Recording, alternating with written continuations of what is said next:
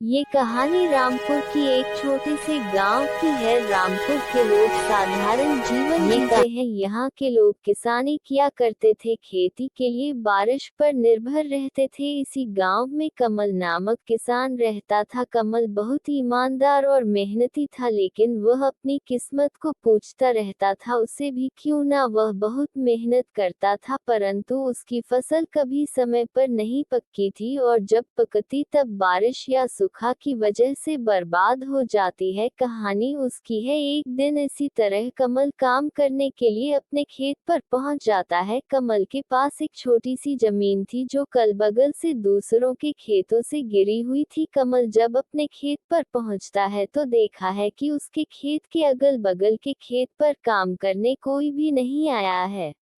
ये क्या, अब तक कोई नहीं आया काम करने? लगता है कि किसी को कुछ पड़ी ही नहीं है। उसके लिए तो मैं कुछ नहीं कर सकता हूँ, पर मैं अपने खेत का काम कर सकता हूँ।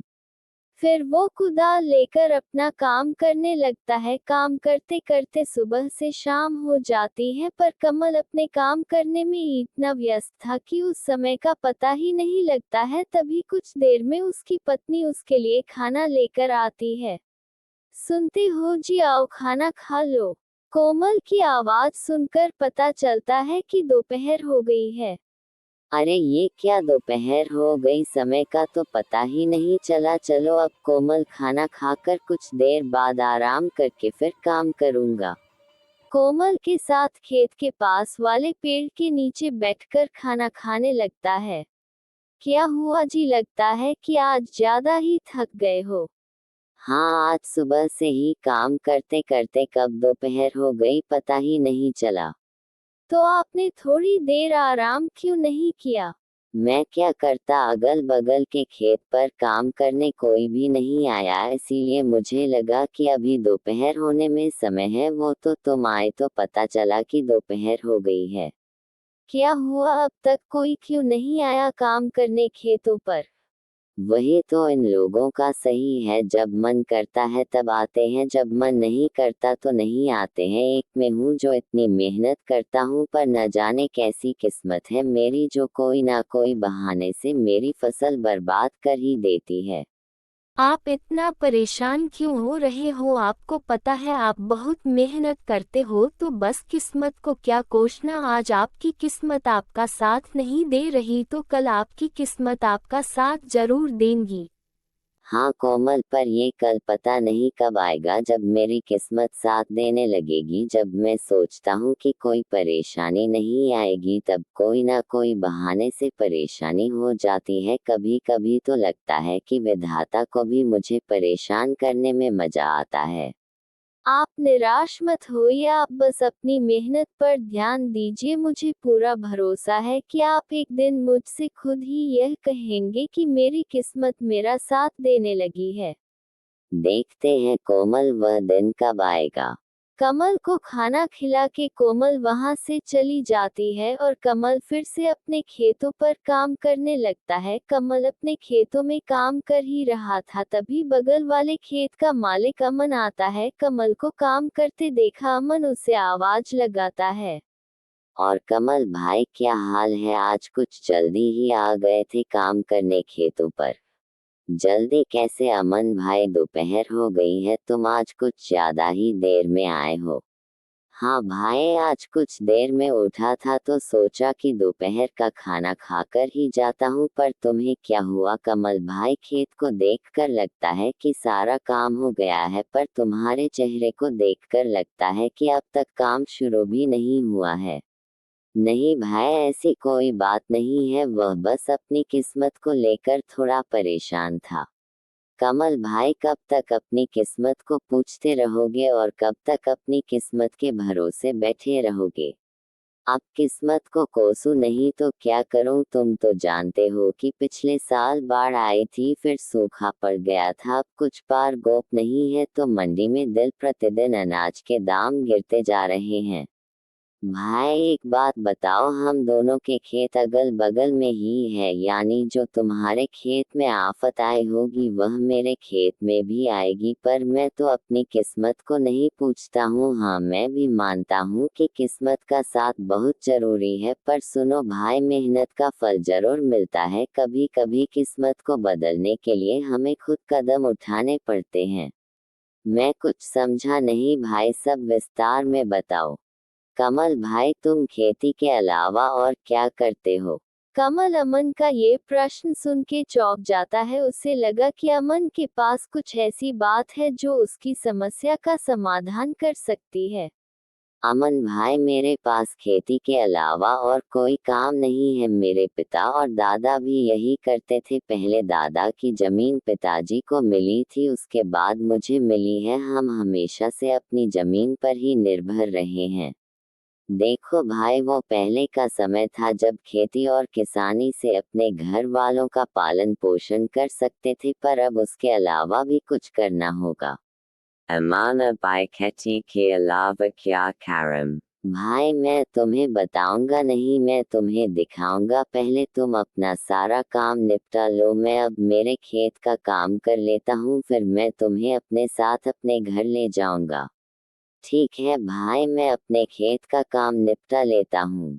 कमल ने सुबह जल्दी आकर काम शुरू किया था, तो उसका काम जल्दी खत्म हो गया। कमल अपने खेत का काम करके अमन के खेत पर जाकर खड़ा हो जाता है। अमन को काम करता देख मन ही मन सोचता है, अमन भाई की मदद कर देता हूँ ताकि उनके साथ उनके घर जाकर पता कर सकूं कि वह क्या दिखाना चाहते हैं। अमन भाई रुको, मैं आपकी मदद कर देता हूँ ताकि आपका काम भी जल्दी हो जाए। हाँ ठीक है भाई। फिर क्या था, कमल भी अमन के खेत में मदद करने लगता है। कमल के मदद करने से अमन के खेत का काम भी जल्दी हो जाता है। धन्यवाद कमल भाई, आपकी वजह से मेरा खेत का काम भी जल्दी हो गया। धन्यवाद किस बात का भाई, आप भी तो मेरी मदद करने वाले हो। मेरा भी तो फर्ज बनता है आपकी मदद करने का। हाँ भाई, चलो मेरे घर चलते हैं। फिर दोनों जने वहां से अमन के घर की ओर चले जाते हैं। चलते चलते दोनों जन अमन के घर के बाहर पहुंच जाते हैं, पर घर में जाने से पहले अमन कमल को बाहर रोक लेता है। कमल भाई, आप बहुत परेशान थे, इसलिए मैं अपने साथ अपना ये राज बताने लाया हूँ। पर मैं जो तरीका तुम्हें बताऊंगा और जो तुम चीज देखोगे वह किसी और को नहीं बताओगे। अमन की यह बातें सुनकर कमल थोड़ा चौंक जाता है और सोचने लगता है, मुझे कुछ गड़बड़ लग रहा है, वरना अमन भाई ऐसी बात नहीं करते। पता नहीं वह घर पर क्या दिखाने वाले हैं। अरे कमल भाई, कहाँ खो गए? डरो मत, मैं तुम्हें जो दिखाने वाला हूँ उससे तुम्हारी मेहनत कभी खराब नहीं होगी, चाहे सूखा पड़े या बाढ़ ही क्यों ना आ जाए। कमल थोड़ा परेशान हो जाता है, फिर भी वह अमन के घर पर जाता है। कमल अमन की बातों से थोड़ा परेशान तो था, लेकिन अमन के घर का सामान देख वह और भी परेशान हो जाता है।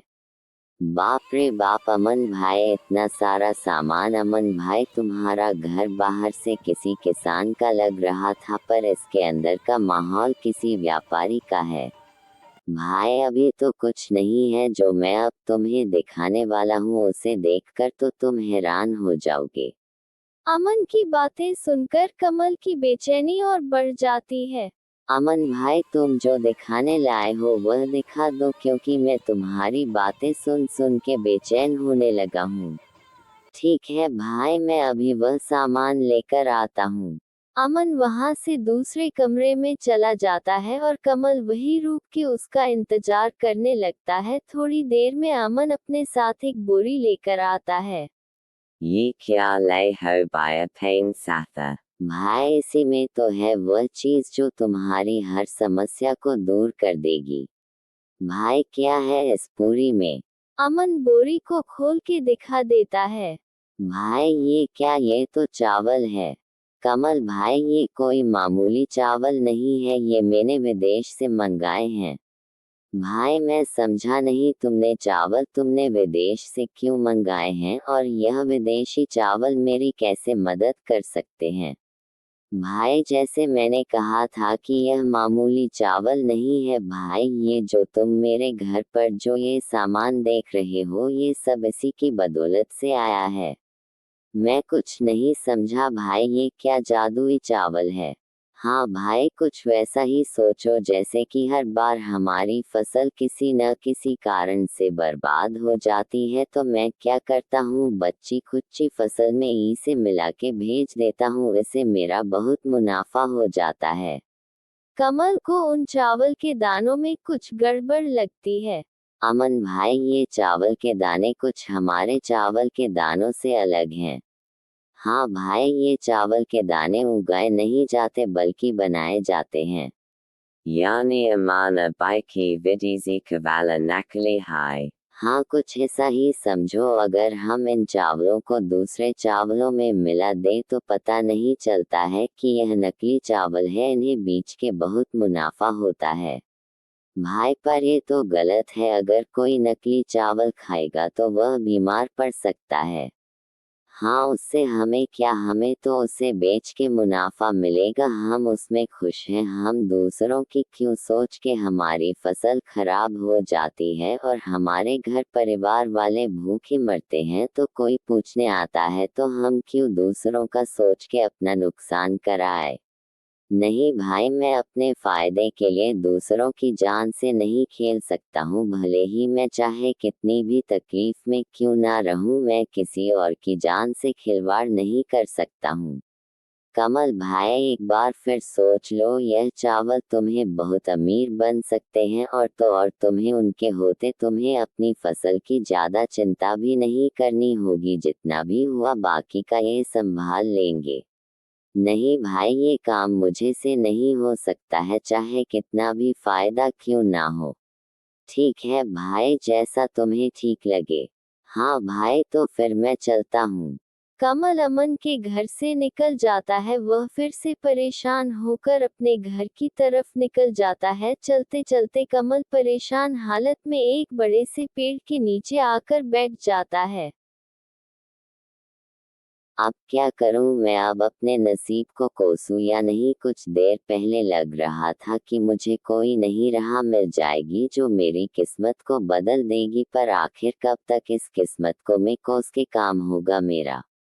कमल परेशान होकर पेड़ के नीचे अपने आप से बातें कर रहा होता है, तभी वहां से एक साधु बाबा गुजर रहे होते हैं। कमल को इतना परेशान देखकर बाबा उसके पास चले जाते हैं। क्या हुआ बेटा, इतने परेशान क्यों हो, कोई तकलीफ है क्या? नहीं बाबा, कोई परेशानी नहीं है। देखो बेटा, मुझे से छुपा कर क्या करोगे, तुम्हारी शक्ल बता रही है कि तुम बहुत परेशान हो। कोई तकलीफ है तो मुझे बताओ, शायद मैं तुम्हारी कोई मदद कर सकूं। बाबा की यह बात सुनकर कमल सोचने लगता है। इतना तो परेशान हूँ, अब कोई रास्ता भी नजर नहीं आ रहा है। एक बार बाबा से बात करके देखता हूँ, शायद वह कोई उपाय बता दें। क्या सोच रहे हो बेटा, बोलो क्या परेशानी है? एक परेशानी तो है बाबा, मैं मेरी किस्मत से परेशान हूँ, मुझे लगता है वह मेरा साथ कभी नहीं देती है।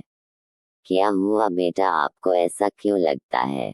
बाबा, मैं एक मामूली किसान हूँ जिसका सारा संसार खेती पर निर्भर है और मैं पूरी ईमानदारी से अपने खेत पर काम करता हूँ, पर मेरी किस्मत कभी मेरा साथ नहीं देती है। कभी बारिश मेरी फसल खराब कर देती है तो कभी सूखा पड़ जाता है, और अगर किसी साल फसल बच गई तो मंडी में दाम अच्छे नहीं मिलते हैं। तो बेटा, तुम किसानी के अलावा कुछ और क्यों नहीं करते? बाबा, मेरी पुश्तें किसानी ही करती आ रही है और फिर मैं किसानी कैसे छोड़ दूं, और किसानी छोड़ना तो कोई तरीका नहीं है बाबा। इसी तरह अगर हर किसान परेशानी में आपके किसानी छोड़ देगा तो लोग भूखे मर जाएंगे। यही तो सोच के बेटा तुम्हें और भी मेहनत करनी होगी। बाबा, मैं मेहनत देखकर पीछे नहीं हटा, आखिर मेरा भी परिवार है, मुझे उनका भी देख सुन के चलना पड़ता है। Juma parasana ho'usi taraha tumhe satha veil kasanabi parasana hunj sare logamila kara sokoj to parasani shana kala jagi.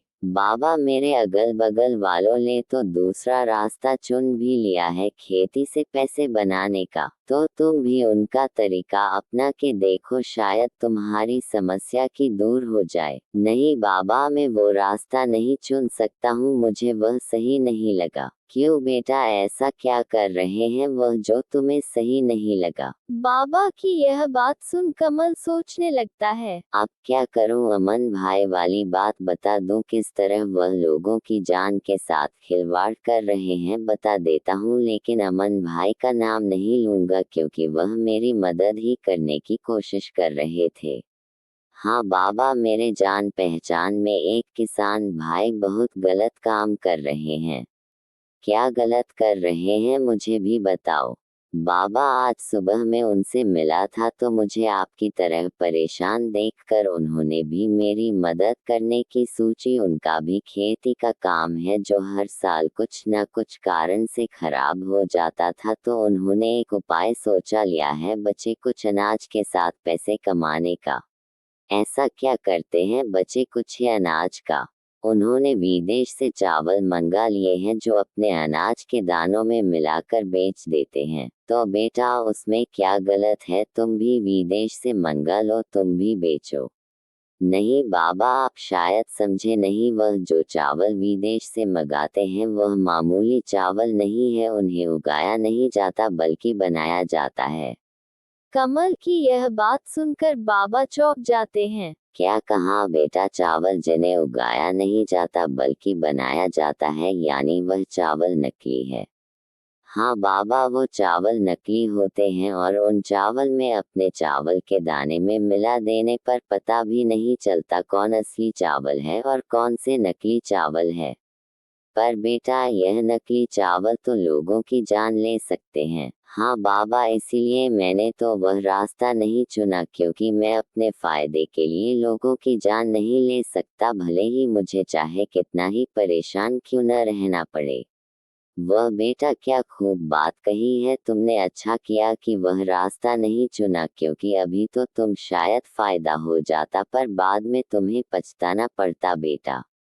हाँ बाबा, मेरा भी परिवार है, अगर मैं ये गलत काम करूँगा तो मेरे परिवार के साथ भी गलत हो सकता है। हाँ बेटा, कभी कभी हमारी गलतियों का खामियाजा हमारे परिवार को भुगतना पड़ता है।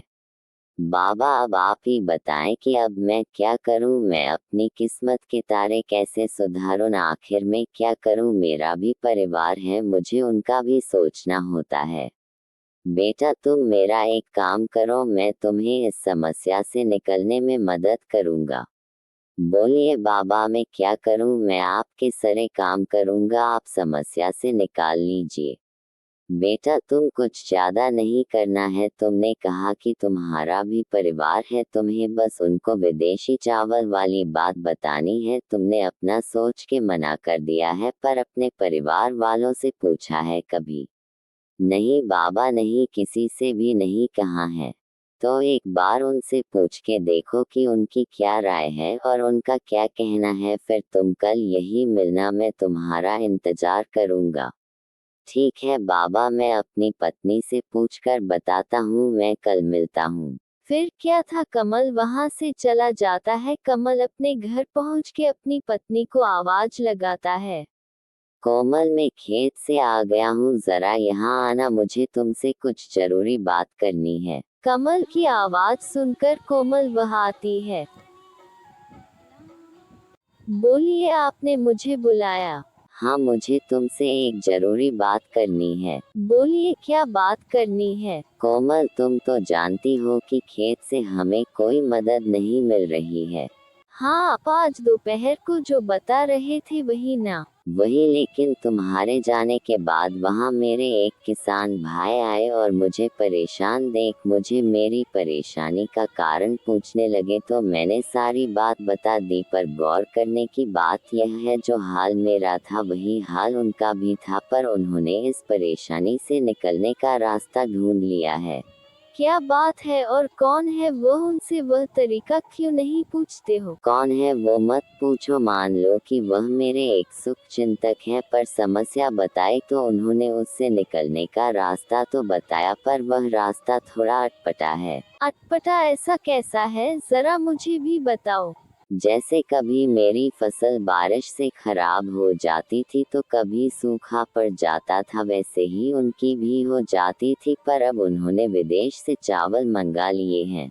क्या कहा, विदेश से चावल? हाँ कोमल, वह विदेश से चावल मंगाते हैं और फिर अपने चावल के दानों में मिलाकर बेच देते हैं और उन्हें बहुत फायदा होता है, और किसी को भी समझ में आता नहीं है कौन सा चावल असली है और कौन सा चावल नकली। कमल की यह बात सुनकर कोमल थोड़ी आश्चर्य में पड़ जाती है। क्या कह रहे हो, मुझे कुछ समझ नहीं आ रहा चावल के बारे में। हाँ कोमल, विदेश से लाए गए चावल लकड़ी होते हैं, उन्हें उगाया नहीं जाता बल्कि बनाया जाता है। वह काफी सस्ते मिलते हैं, उनसे सस्ते में लो और मुनाफा कमाओ। पर नकली चावल खाने में जानलेवा साबित हो सकते हैं, ये तो बहुत गलत बात है। अपने मुनाफे के लिए किसी की जान से खिलवाड़ करना अच्छी बात नहीं है।